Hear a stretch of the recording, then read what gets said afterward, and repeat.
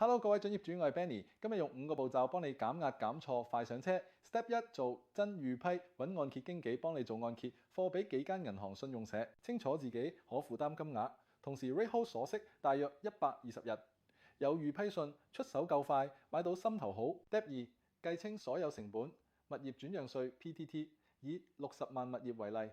PTT 大約1萬，20萬乘1%等於2000，餘下40萬乘2%等於8000。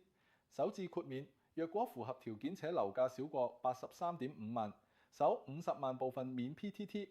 以60萬個案為例，只需付2000，因為計10萬乘2%。外國買家附加稅如適用，指定地區加20%。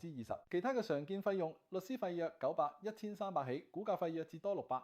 視供應商用線上計算器預先估好，避免臨尾爆煲。Step 3咁熟區嘅地產經紀要識盤、識大廈常見問題、識議價。每星期睇樓做筆記，跟蹤成交，幫你摸清真實市價。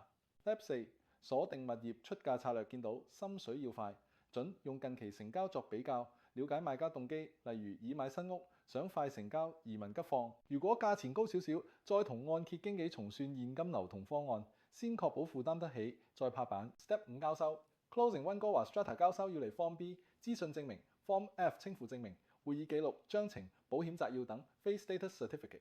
按揭經紀、銀行、律師三方對接，確保指示、放款文件全部就位。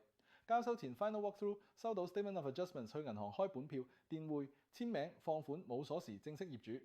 總結一下，預批 BC 版成本清單，好經紀出價策略穩陣交收，上車可以又順又穩。